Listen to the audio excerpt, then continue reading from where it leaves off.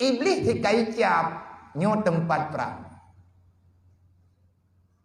Menyertanya kata tapakat ber tataan lub tamita ilmu agama, maka iblis iberah kah tucu wadap kah kapegat masalah menyekah kah kana muperangan lu ka biliang tentera kah ngan ku biliang tentera lu ka putubiat senjata kah ngan ku putubiat senjata lu. Man tanya orang nak akai, orang beriman, jangan pernah goyah. Tanya orang iman, ku baile ta pegah talu seri hendete. Ngan thau ngaibli.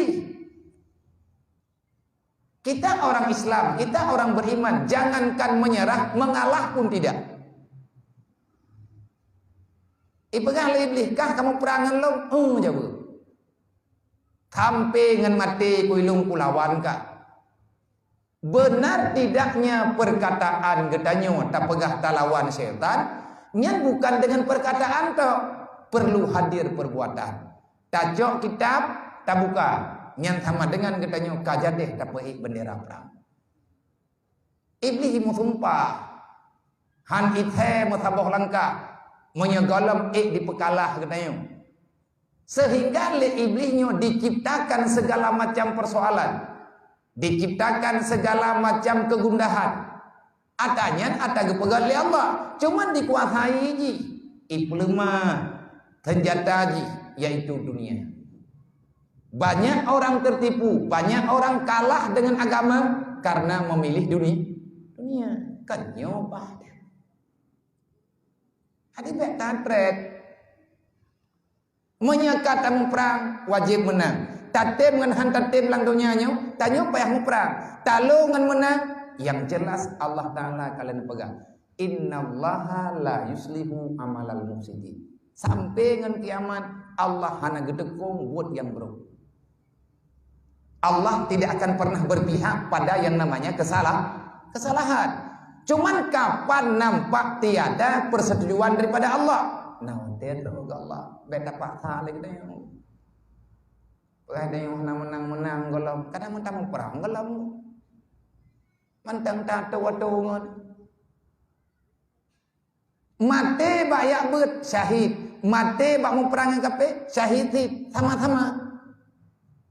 Orang mau perangan kape rodara meninggal syahid, itanya orang jabet mati bak dapat bet syahid, pun mangatai bak minta pala syahid.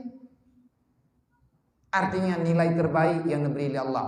Putra makna syahid, syuhada. Apa itu syuhada? Orang yang mengakui dengan hati yang paling dalam yang bahwa ini aku kerjakan karena aku tahu ini perintah Allah. Handi akui kok baik.